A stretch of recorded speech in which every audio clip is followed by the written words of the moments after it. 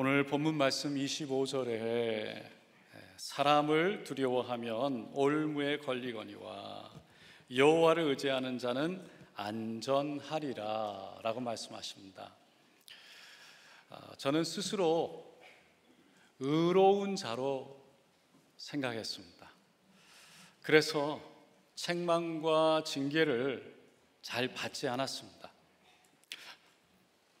그러나 그런 저를 하나님은 사랑하셔서 책망하셨고 여호와를 의지하게 하셨습니다. 오늘 본문의 18절을 보면 묵시가 없으면 백성이 방자히 행하거니와 율법을 지키는 자는 복이 있느니라 라고 하셨습니다.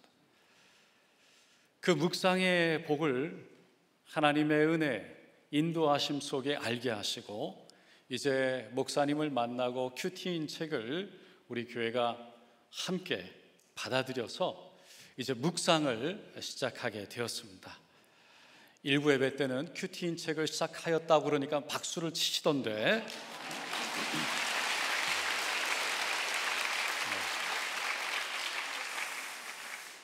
그래서 오늘 저는 여호와를 의지하는 자라는 제목으로 어떻게 하나님께서 저를 책망하셨고 또 제가 책망을 받아서 제 인생 처음으로 제 간증을 주일 예배 설교 시간에 하겠습니다. 네. 할렐루야. 제가 이렇게 오기 전까지 약 2달 전에 3월 마지막 주에 김양재 목사님 시드니에 오셨습니다. 그래서 5월 달에 있었던 목세에 목사님을 뵙고 우리 참가하게 됐는데요. 이번에 와서 정말 많은 은혜를 받았습니다. 그 중에 가장 큰 은혜 받은 것이 제가 돌아가서 성도님들과 나눴지만 다른 것이 아니라 제가 변화되어야 된다는 것을 깨달았습니다. 목세를 통해서 이런 큐티를 하는 프로그램, 교회를 이끌어가는 프로그램, 제가 올 때는 그것을 통해 성도님들을 변화시켜야 되겠다라는 마음으로 왔어요. 그런데 이 큐티 세미나, 목세를 통해서 시간이 가면 갈수록 깨닫게 되는 건 제가 변하지 않으면, 제가 큐티하지 않으면, 제 안에 죄를 보지 않으면, 그래서 이거를 어떤 프로그램으로 하는 것이 아니라 이것이 제 삶 속에서 그냥 흘러나오지 않으면 결국은 되지 않는다라는 것을 깨달았습니다. 이것은 저보다 훨씬 큰 목회라는 것을 깨달았어요. 그러니까 이 리더가 세워지고 그 리더들을 중심으로 교회가 되어가기까지는 1년, 2년이 아니라 10년, 20년이 걸려서 결국은 사람이 만들어져야 이와 같은 교회가 된다는 것을 깨달은 거죠. 사실 제가 한 10년 전쯤에 목사님을 모시려고 전화를 드린 적이 있습니다. 그때는 못 오신다고 하시더라고요. 그래서 많이 섭섭했습니다. 근데 이번에는 먼저 연락을 해오셨어요. 그리고 세미나를 하시겠다고 전화를 주시고 이메일을 보내오셨습니다. 하지만 사실 제 생각에 시드니는 누구나 이렇게 와보고 싶은 곳이어서 많은 목사님들이 다녀가세요. 그러다 보니까 오셔서 세미나도 많은데 또 다른 하나의 세미나 정도로만 생각하고, 그러니 시드니에 있는 목사님들이요, 세미나 한다고 그러면 그냥 월요일 아침에 잠깐 와서 그것도 몇 분 오셔서 점심 먹고 돌아가는 그런 정도의 세미나를 했죠. 그래서 목사님께 시드니는 한국하고 다릅니다. 시드니에 있는 교회는 한국 교회와 다릅니다. 그래서 월요일 오전에만 오실 겁니다. 오후까지 하는 건 힘듭니다. 하루도 아니고 목사님은 이틀, 3일을 해야 된다고 하시는데 목사님 죄송합니다. 안 될 것 같습니다. 그런데 목사님이 단 한 명만 있어도 괜찮다는 거예요. 근데 그 얘기를 듣는데 뭔가 찡하면서 제 마음에 이거는 꼭 해야 되나 보다. 그러면서 목사님의 그 열정에 제가 감동이 됐어요. 그리고 목사님께 그러면 오시라고 제가 말씀을 드리고 광고를 하고 제가 아는 목사님들에게 초청을 해서 모셨습니다. 그런데 놀랍게도 너무 많은 분들이 오셨어요. 성도님들도 목사님들도, 그리고 월요일 아침 9시부터 3시까지 움직이지 않는 겁니다. 화요일도, 그리고 저녁 집회까지 다 오셨어요. 제가 너무 놀랐어요. 저희 교회 집사님 중에 한 분이 목사님을 식사 대접을 하고 싶다는 겁니다. 그래서 목사님을 모시고 제가 대구로 갔어요. 그런데 그분이 목사님의 손을 그렇게 잡고 부들부들 떠세요.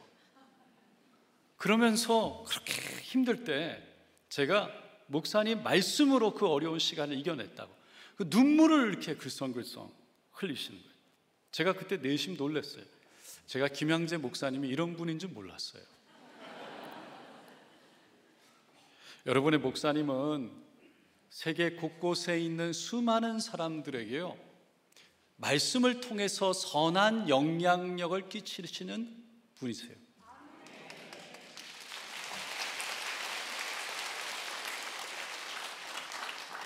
그런데 정말 복받은 분들은 여러분들이십니다. 사실 이렇게 담임 목사로서 성도님들을 섬긴다는 것이 제가 해보니까 할렐루야, 이게 고통스럽기도 하고 어렵기도 합니다.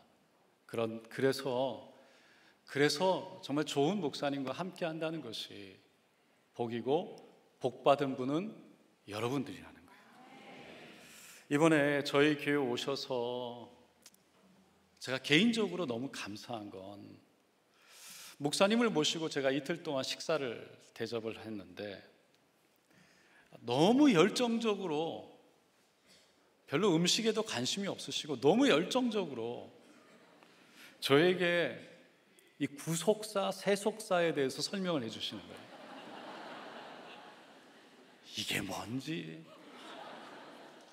그런데 배를 타고, 제가 귀한 목사님 오셨으니까 시드니 3대 미항이라고 하는 시드니 하버를 배를 타고 식사를 하면서 그 광경을 이렇게 볼 수 있는, 잘했죠. 모시고 나갔거든요. 그런데 그 멋진 풍경에 관심 1도 없었어요. 제가 오페라 하우스를 모시고 갔어요. 시드니는요, 오페라 하우스 하나 지어놓고 관광으로 먹고 사는 나라예요. 근데 거기 그냥 갔다가씩 돌아보고요, 진짜 제 얼굴만 보고 설명하시는 거예요. 그냥 둘이 서가지고 목사님 얘기를, 왜 구속사인지, 뭐가 구속사인지, 왜 세속사가 안 되는지 설명을 하시는데, 여러분, 근데 그게 저 개인적으로는 목세보다 너무 좋았어요. 목사님 말씀을 들으면서 제가 놀란 게 있어요. 제가 늘 평상시에 꿈꿔오고 이상적으로 생각하는 교회를 목사님이 하고 계시고 이미 이루고 계시고 열매들이 있다는 거예요. 여러분, 사람을 살리는 교회, 힘들고 아픈, 외면되어진 그런 사람들을 품어내고 살리는 교회, 그런 교회를 위해서 예수님이 이 땅에 오신 줄로 믿습니다. 여기서 대지 1 적용 질문 드립니다. 여기는 이렇게 해야 된대요. 여러분은 한 영혼에 대한 열정을 가지고 있습니까? 여러분의 열정을 무게로 잰다면 얼마나 됩니까? 그리고 여러분이 생각하는 그 무게가 왜 그렇게 됩니까? 목사님이 시드니에 다니고 가시고 나서 목사님이 하셨던 말씀들을 생각하면서 돌아보니까요, 10년 전에 목사님이 오셨더라면 저에게는 그 구속사, 세속사에 대한 이야기를 들을 기가 없었을 거예요. 목사님의 얘기가 들려오지 않았을 겁니다. 왜냐하면 그때는 그 흉년의 고난이 저에게 오지 않았고, 정말 그것을 통해 예수님을 깊이 만나는 은혜를 경험하지 못했기 때문입니다. 어떤 사람이 주일날 이불을 뒤집어 쓰고 침대에 누워 있으니까 어머니가 방에 들어와서 주일인데 교회를 가야 되지 않겠냐고, 왜 안 가는 거냐고, 도대체 잘 나가는 교회를 왜 안 가겠다고 하는 거냐고 그 아들을 이렇게 좀 걱정돼서 얘기를 했어요. 그 아들이 주일에 잠을 좀 더 자야 하는데 늦잠을 못 자서 그렇고, 두 번째는 주일 하루 쉬는데 교회에 가면 이 사람 저 사람 붙잡고 집에 못 가게 하니까 그렇고, 세 번째는 예배 드릴 때 장로님이 기도를 너무 길게 하는 게 싫어서 안 가겠다는 거예요. 그러니까 그 어머니가 이유를 듣고, 그러면 너가 꼭 교회를 가야 되는 3가지 이유를 나도 얘기를 해주겠다. 첫째로, 주일 예배는 선택이 아니라 하나님과의 약속이기 때문에 그렇고, 두 번째로, 주일 예배는 사람을 보고 드리는 것이 아니라 하나님께 드리는 것이기 때문에 그렇고, 세 번째는 너가 담임 목사이기 때문이다.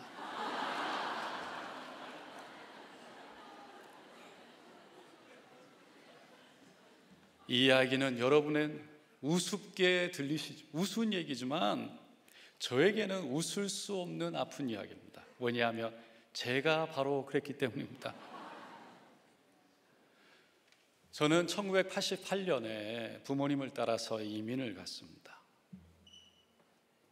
그리고 시드니 순복음교회에서 성장했습니다. 하나님을 만났는데 하나님이 그냥 너무 좋았습니다. 그냥 예수님이 너무 좋았습니다. 그래서 교회에서 살다시피 했습니다. 방학이 되면 오히려 더 바빴습니다. 모든 주일학교, 모든 고등부 청년들 그런 수련회를 다 따라다녔습니다. 그리고 대학을 나오고 신학을 하고 중등부, 고등부 전도사로 약 3년 반을 무보수로 섬기고 한 1년 정도 섬기다가 2001년에 미국의 플러의 신학교에 가서 유학을 하고 석사, 박사를 마치고 2007년도에 다시 시드니로 돌아왔습니다. 그리고 2009년에 전 성도 투표를 거쳐서 89.4%의 성도님들이 동의해 주셔서 담임 목사로 내정이 되었습니다. 담임 목사가 되기 전까지 2009년부터 2014년까지 부목사로 섬기다가 2014년 3월 담임 목사님 소천하시면서 4월 달에 담임 목사로 취임하게 되었습니다. 주위에서 봤을 때는 성공이었고 축복이었습니다. 그러나 그때부터 고난이 시작됐습니다. 교회를 잘 세우신 선대 목사님의 이름에 누가 되지 말아야 된다는 두려움이 저에게는 너무나 컸습니다. 그리고 어렸을 때부터 저를 봐온 성도님들은 설교가 시작되면 팔짱을 끼고 허리를 뒤로 제끼고 뒤에 앉으셔서 설교를 얼마나 잘하나 지켜보셨습니다. 그러다 보니까 정말 잘해야 된다라는 강박관념, 스트레스가 엄청났습니다. 처음 당회에 들어갔는데 시무장로님들과 16분 6시간을 회의를 했어요. 그때부터 1부, 2부, 3부 예배 설교가 끝나면 당회를 했는데 기본적으로 6시간에서 8시간을 매주 했습니다. 한쪽은 저를 힘들게 해서 어떻게든 밀어내겠다라는 사람들이고, 다른 한쪽은 저를 지키겠다라는 사람들이었어요. 그래서 당회를 들어가면 어떤 이슈가 있으면 그 이슈를 놓고 서로 싸우기 시작하는 거죠.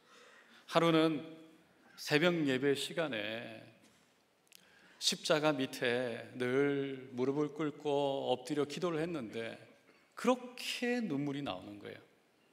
하나님, 저 이제 도저히 못하겠습니다. 이제는 안 되겠습니다. 그렇게 고백을 하고 울고 있는데 갑자기 저에게 들려오는 음성이 있었어요. 너가 나를 따르겠다며, 너가 나를 따르겠다고 했잖아 였어요. 그 말씀을 듣는데 망치로 저에게 뭔가 꽝 하고 제가 한 대 맞는 느낌이었어요. 그렇게 울면서 하나님 쓰임받기를 원하고, 하나님 좁은 길 하나님 따라가겠다고, 주님 저를 사용하여 달라고 그렇게 손을 들고 울며 기도했던 모습이 떠올랐던 거죠. 할 말이 없었어요. 우두커니 앉아서 그냥 무릎을 꿇고 있는데 또 다른 음성이 들려왔어요. 힘드니? 외롭니? 억울하니? 그런데 예수님은 죄도 없으신데 십자가를 지셨단다. 그 음성 앞에 제가 무너졌어요. 예수님은 죄도 없으신데 나는 죄도 있는데 뭐 내가 그렇게 고난받는 게 대단한가? 예수님은 죄도 없는데 뺨을 맞으시고 침을 뱉음을 당하고 무시당하고 채찍에 맞고 십자가에 달리셨다라는 음성이었어요. 그 음성 앞에 이번에는 나 같은 죄인을 위해서 그렇게 고난과 고통을 받으신 예수님, 너무 그 예수님 때문에 눈물이 터져 나오고 너무 감사하면서도 너무나 부끄럽고 죄송한 마음 때문에 눈물이 터져 나왔죠. 그래서 예수님, 나를 사랑하는 그 예수님 때문에 울다가 그 위로를 얻고 위기를 넘겼습니다. 그래도 교회 안에는요, 계속 여전히 문제가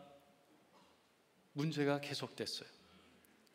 이제는 더 이상 어떻게 할 수 없다라는 생각이 들었고요. 더 이상 길이 막혀서 제가 할 수 있는 게 아무것도 없고 정말 여기가 끝인가 보다라는 생각이 들었어요.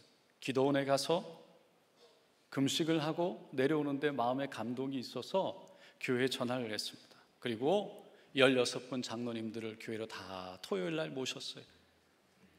그 장로님들 앞에 무릎을 꿇고 한 분 한 분 양말을 벗겨서 준비된 대야에 발을 넣고 씻겨드렸어요. 처음에는 교회를 위해서 뭘 못하겠나, 이거 아무것도 아니지. 그리고서는 씻겨드렸는데 두 분이 지나고 세 번째 장로님을 양말을 벗기고 그 발을 물에 대야에 넣었는데 그 장로님 발을 이렇게 잡았는데 장로님 발이 너무 험한 거예요. 정말 고생한 발이었어요. 그 발을 잡는데 예수님 발같이 느껴졌습니다. 예수님이 나 때문에 고생하셨구나. 이렇게 고생하셨구나. 이렇게 고난을 받으셨구나. 그런데 그때부터 복받쳐오는 울음 때문에 어쩔 수가 없었어요. 그렇게 쏟아지는 눈물을 가지고 장로님들을 기도하고 끌어안고 죄송하다고 그러면서 위기를 다시 한번 넘겼습니다. 그런데 그것도 잠시뿐이었어요. 여전히 교회 안에는 문제가 사라지지 않았습니다. 그런 과정을 지나가는 동안 저에게 공황장애가 왔습니다. 2018년 5월 한국의 선교대에 참석을 하고 주일 예배 인도하려고 토요일날 새벽에 도착해서 돌예배를 갔다가 설교 준비를 하는데 너무 피곤해서 감당할 수가 없더라고요. 일찍 자고 새벽에 일어나서 설교 준비를 마치고 샤워를 하고 교회를 가려고 하는데, 옷을 입으려고 하는데 갑자기 호흡이 가빠지면서 숨을 쉴 수가 없는 겁니다. 그 자리에 감당이 안 되니까 그냥 침대에 다시 쓰러졌어요. 그 모습을 본 아내가 일어나서 그래도 교회를 가야 된다고 그런 저를 말렸어요. 그리고 교회에 전화를 해서 새벽 6시에 부목사님에게 설교를 부탁했죠. 그날 오후에 저희 교회 집사님 중에 의사 한 분이 오셔서 저를 진찰하더니 공황장애인 것 같다고, 목사님 무조건 3개월 이상은 쉬셔야 됩니다. 그래서 그 주에 교회를 좀 쉬고 떠난다고 그러니까 우리 장로님들이 다 또 허락을 해주셔서 교회를 3개월을 일단 안식월로 떠나게 됐어요. 그래서 바로 그 다음날 한국을 왔습니다. 와서 부모님 댁에 있으면서 제가 한강을 걷게 되는데, 밤에 한 10시쯤 한강, 그 깜깜한 한강변 바라보면서 하나님, 나는 실패자인가요?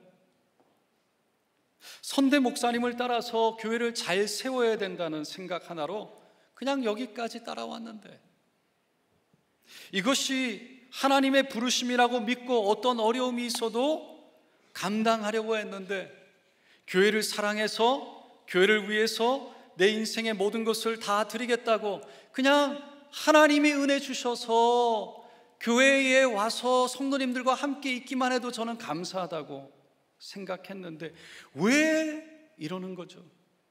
사람들이 왜 이렇게 저를 어렵게 하죠? 제가 뭘 잘못해서 이렇게 어렵게 하는 거죠? 그러면서 성도님들이 너무 밉고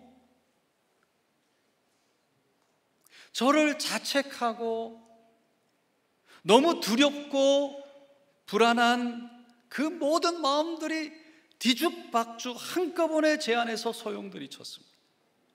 그때까지도 제 인생이 해석이 되지 않았어요. 어떻게 무엇을 해야 될지 알 수도 없었어요. 결국 한국과 미국에서 2달 반을 쉬고 더 이상 있으면 안 되겠다는 갑자기 불안한 마음 가운데 3달을 채우지 못하고 시드니에 돌아왔어요. 공황장애가 그래서 치료됐던 건 아니었습니다. 시드니로 돌아온 첫 주일 예배에서 열왕기상에 나오는 엘리야의 이야기를 했죠. 로뎀나무 아래의 은혜, 갈멜산에서 850대 1로 싸웠던 엘리야, 그 싸움에서 승리를 했지만 이틀 후에 아합 왕의 아내 이세벨이 위협을 했어요. 협박을 했어요. 너가 죽였던 기손 시냇가에서 그 바알 선지자처럼 내가 너를 그렇게 만들지 않으면 내 바알 왕이 나에게 더 신을, 그 벌을 내리는데 더 큰 벌을 내리기를 원한다는 협박.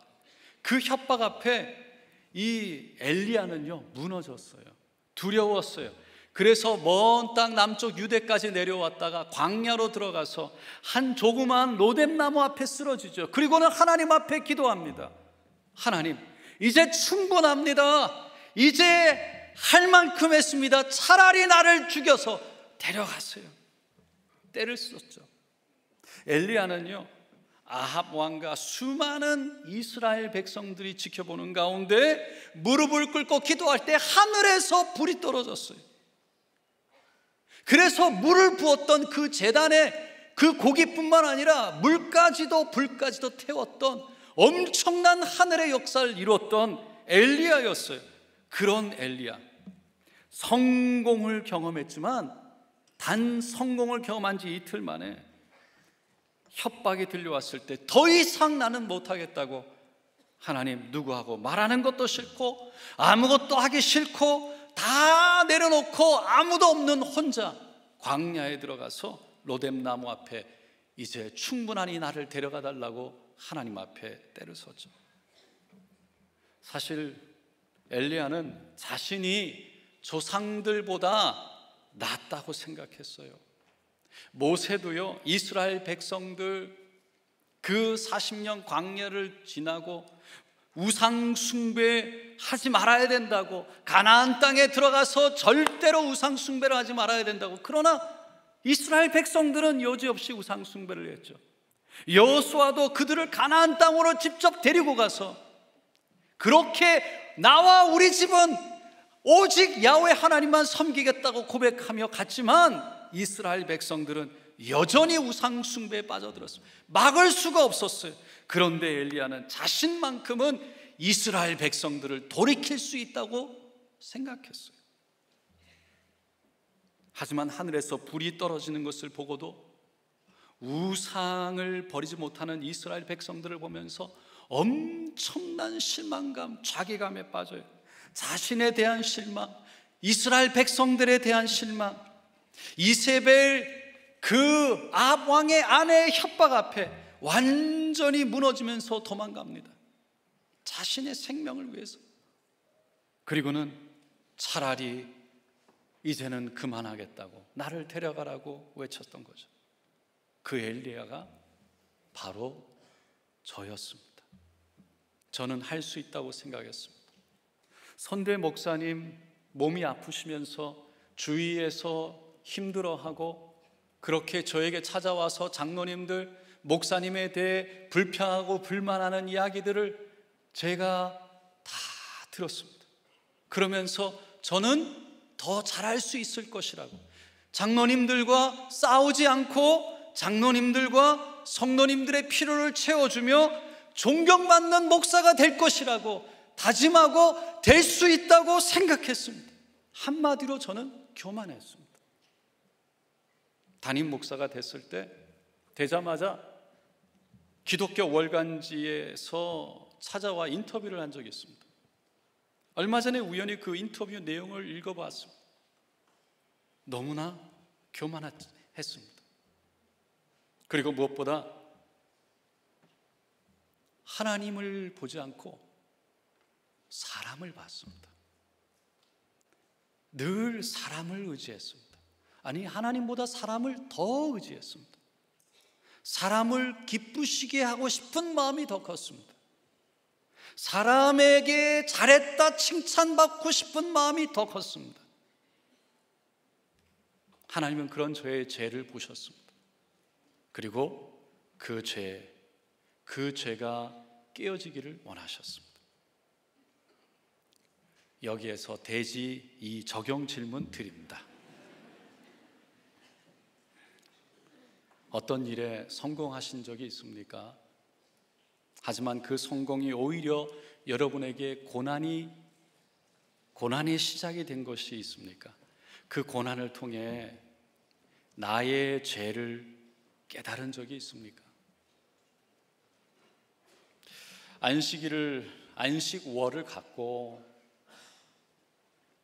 교회에 돌아와서 엘리야가 자신을 차라리 죽여달라고, 나는 실패자라고 외쳤지만 하나님은 내가 너를 통해 불을 내렸는데, 내가 너의 기도에 응답했는데 너는 여기서 뭐 하고 있니? 왜 이러고 있니? 너의 믿음이 그것밖에 되지 않니? 왜 넘어져서 이렇게 약한 모습이니? 라고 야단치시지 않으시고 천사를 보내서 어루만지시고 먹은 것이 없는 엘리야에게 물과 떡을 가져다 주시면서 위로하신 하나님, 그 하나님이 나를 위로해 주셨다고, 우리가 섬기는 하나님은 이런 하나님이라고 그렇게 외쳤지만 사실은 공황장애에서 제가 치료받았던 것이 아니었어요. 주일이면 강대상에 올라가기 전에 의자에 앉아서 기다리는 게 너무 힘이 들었어요. 이 올라가기 전에 불안한 거예요. 그 불안이 감당이 안 되는 거죠.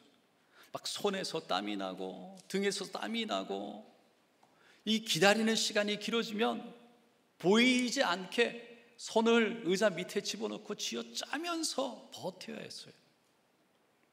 평일 교회에 오면 사무실에 앉아 있을 때 갑자기 가슴이 답답하고 또 숨이 턱턱 막혀오고, 병원 신방을 가서 성도님들의 힘든 마음들을 제가 이렇게 경험하고 그 마음이 저에게 유입되어지면 너무 답답하고 힘든 것이 이게 해소가 안 되니까 운전하고 오다가 차를 세우고 내려서 호흡을 고르고, 그렇다고 집에 있으면 교회에 나오지 못하는 그 죄책감, 그 불안감, 이 너무 힘이 드는 거예요. 육체적으로 있는 것이 아니라 이 죄책감과 불안감이요, 저를 너무 고통스럽게 했어요. 무릎을 꿇고 그냥 기도하는 거예요. 기도하다가 해소가 안 되니까 땅바닥을 뒹굴었어요. 그러면서 하나님, 나를 살려달라고, 하나님, 나를 이 고통에서 나를 건져달라고, 그러지 못하면 차라리 나를 데려가라고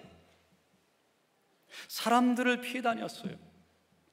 교회에서는 그럴 수가 없으니까 웃으면서 인사를 했죠. 연기는 잘합니다. 한 번은 새 신자가 오셨어요.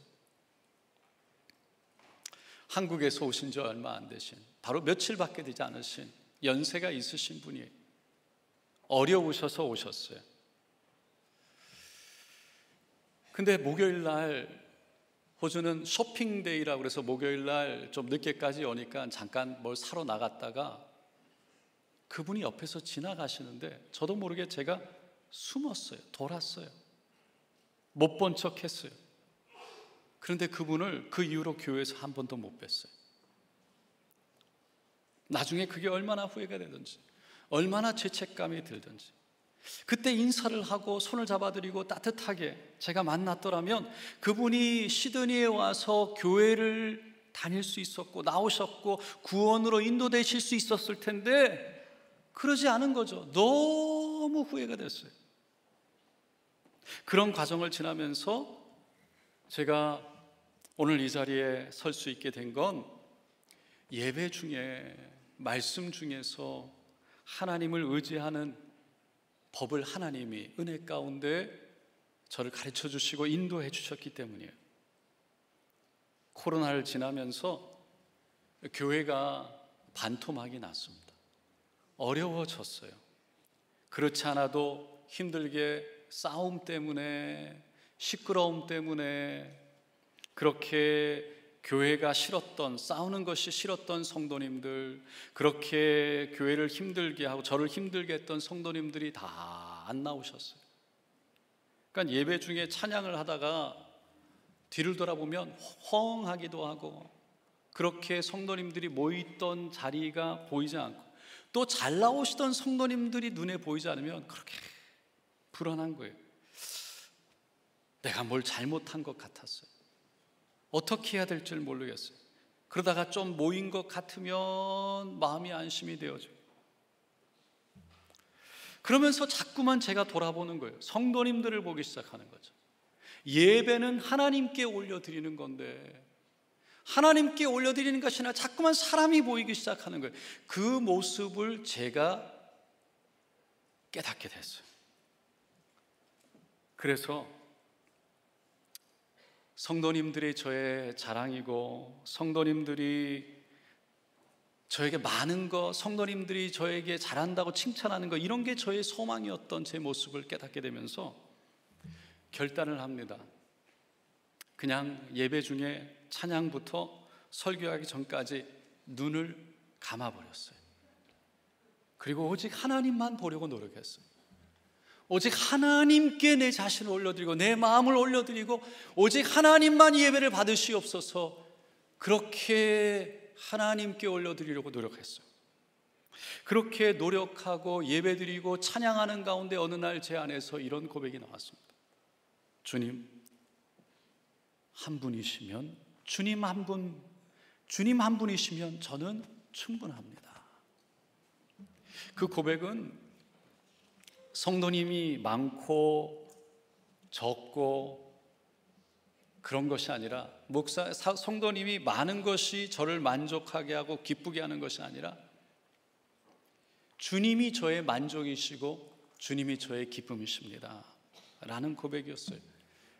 저에게 무엇이 있고 없고가 아니라, 상황과 환경이 좋고 나쁘고가 아니라, 제가 원하는 것이 이루어지고 안 이루어지고가 아니라, 저에게 진정한 기쁨과 저에게 진정한 소망은 저에게 오직 평안은 이 모든 것이 아니라 오직 주님 한 분이십니다.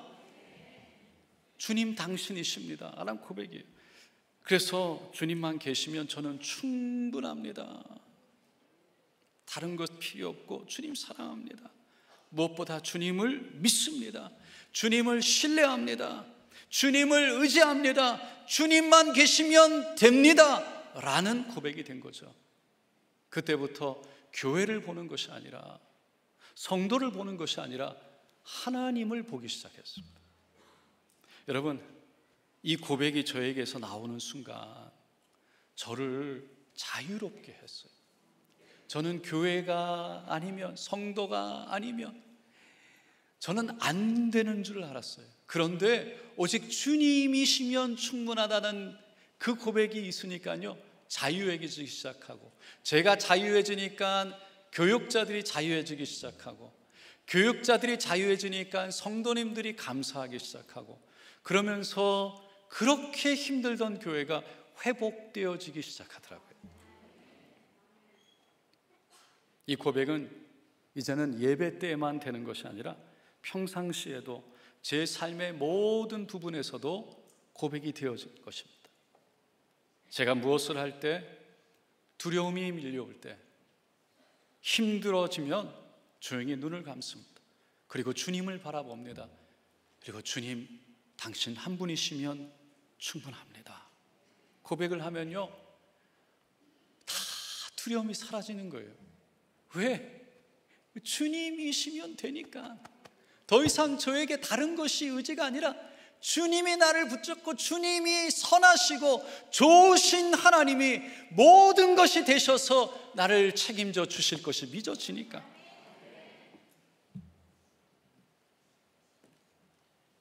여기서 대지 적용 세 번째 질문 드립니다. 여러분, 하나님을 믿습니까? 하나님을 믿는다는 거는요, 하나님이 하신 말씀을 믿는다는 거예요. 우리가 누구를 믿는다는 건 그 사람을 신뢰하는 거죠. 모르는 사람이 와서 여러분들에게 이거 하십시오, 저거 하십시오라고 하면 믿습니까?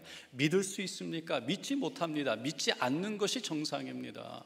믿는다는 건 그 사람이 한 얘기를 믿는 건데, 신뢰한다는 거죠. 여러분, 하나님을 신뢰하십니까? 그래서 여러분의 인생을 맡길 수 있는 신뢰의 믿음을 가지십니까? 여러분, 어디까지 믿고 하나님을 신뢰하십니까?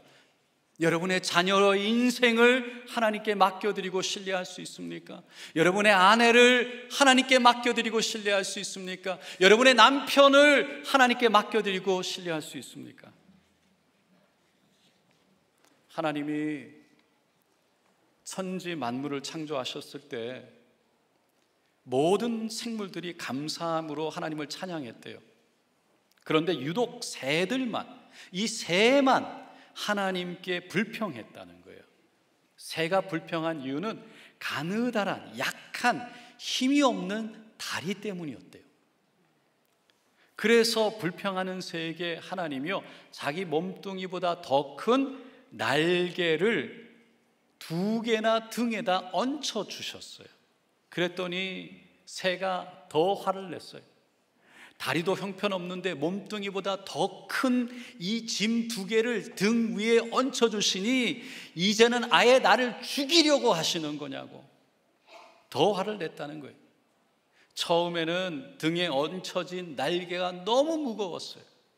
그런데 날개에 힘이 들어가고 어떻게 날개를 쓰는지 방법을 알게 되니까 점점 다리로 걸어 다니지 않고 날개를 펴서 하늘을 날 수 있게 된 거예요. 가고 싶은 곳에 단숨으로 갈 수 있게 되었어요. 지상의 어떤 짐승들보다 자유로운 존재가 된 거예요. 이 자유로운 새가 불평이 찬양으로 변하고 하나님의 창조물 가운데 큰 축복을 받았다는 걸 깨닫게 되었어요. 그래서 너무나 감격해서 아침에 일찍, 어떤 짐승보다 일찍 일어나서 하나님을 찬양하는, 아름다운 소리로 찬양하는 새가 되었다라는 거예요. 그런 전설이 있어요. 여러분, 이거 성경에 없는 겁니다. 괜히 오해하지 마십시오.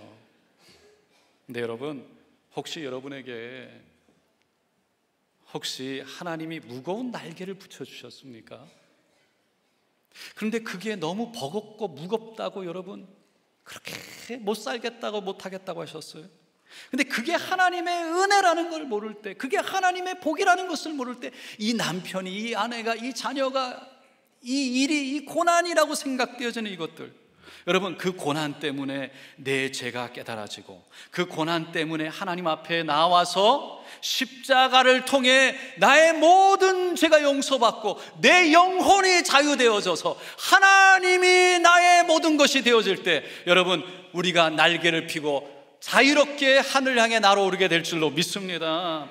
세상 사람들은 그것을 몰라서 자신들은 자기가 하고 싶은 것을 하고 산다고 하지만 여전히 죄의 억압 가운데 눌려 살지만, 우리는 예수의 이름으로 날개를 피며 자유인으로 진정한 기쁨과 감사로 살아가는 하늘에 속한 사람이 되는 것입니다. 여러분, 여러분에게 무거운 날개가 있습니까? 그 날개가 여러분을 날개하는 줄로 믿습니다. 여러분, 하나님을 믿으시기 바랍니다. 하나님을 신뢰하시기 바랍니다.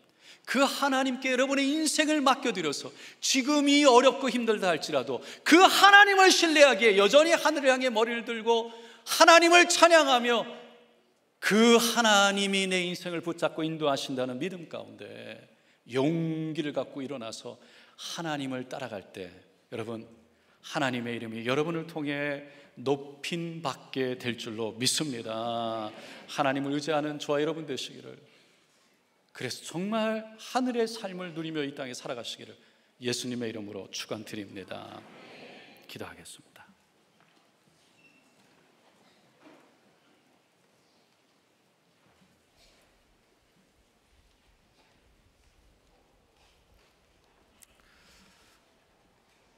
참, 우리 인생이, 이 땅의 삶이요, 성경에서 말하고 있는 인생, 그냥 고난과 수고예요. 시편 기자가 그렇게 고백했죠.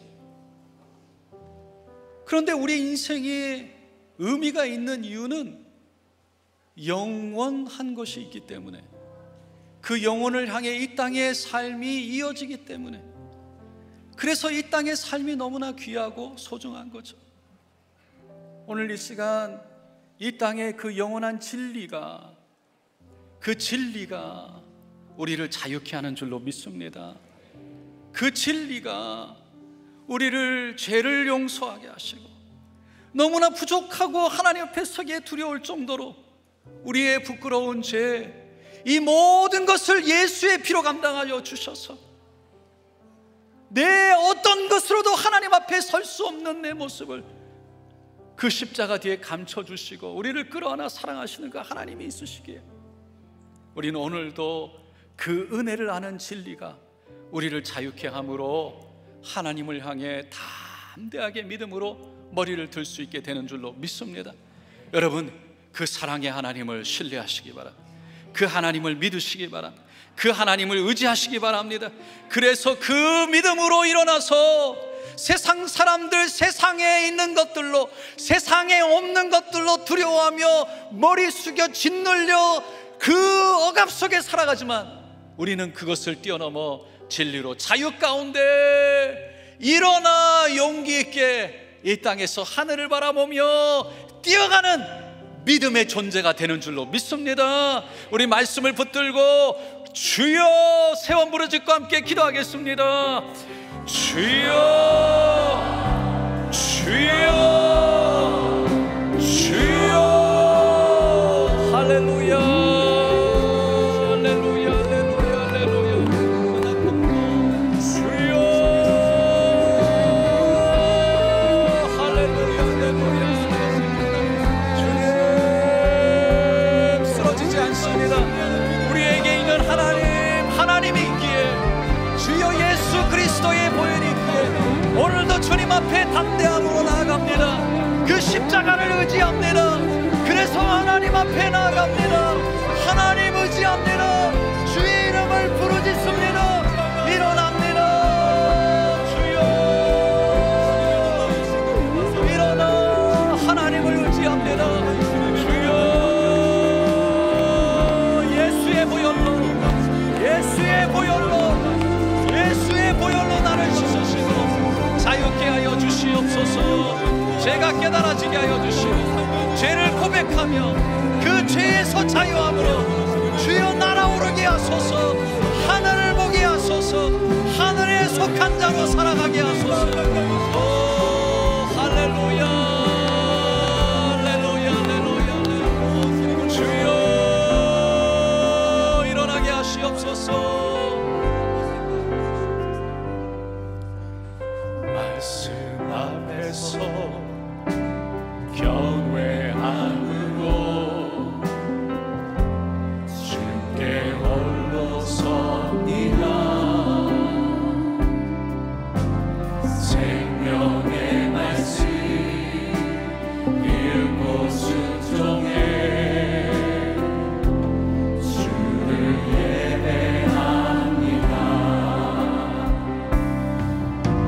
기록된 말씀 힘이 있어서 진리로 우리 거룩해 하며 거룩한 말씀 세세 영원히 복음이 되어 말씀하시네.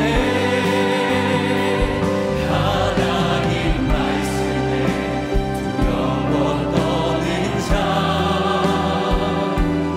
그 말씀에 생명을 거는 자, 한 사람 찾으시는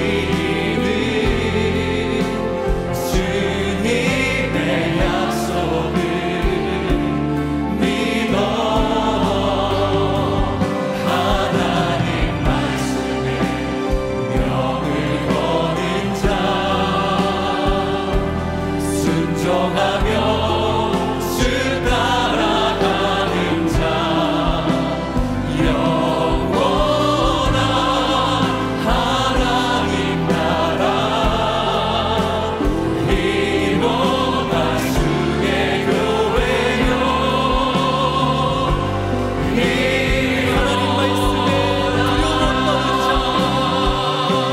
하나님 말씀에 두려워 떠는 자, 그 말씀에 생명을 거는 자, 한 사람 찾으시는 주님의 약속을 믿어. 하나님 말씀에 명을 거는 자, 순종하며 주 따라가는 자,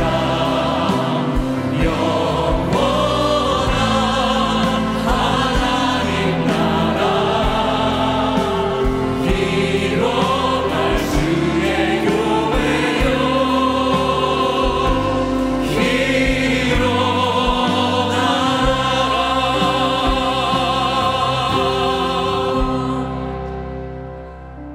하나님, 귀한 예물을 올려드립니다. 하나님을 하나님 되게 하는 믿음의 고백의 예물입니다. 하나님, 하나님을 의지합니다. 주님이 나의 미래이시고 주님이 나의 내일 되시며 주님이 나의 소망 되십니다. 주님 안에 있기를 원합니다. 주님 안에 있을 수 있는 지혜를 주시고 믿음 주셔서 주님과 동행하는 복을 내려 주시옵소서. 하나님, 그 감사함으로 드려진 손길 기억하시고 주님 의지한다고 고백하는 그 손길로 하는 모든 일에 도움의 손길, 하나님 은혜의 손길로 덮어 주시옵소서. 감사드리며 예수님의 이름으로 축복하고 기도드리옵나이다. 아멘.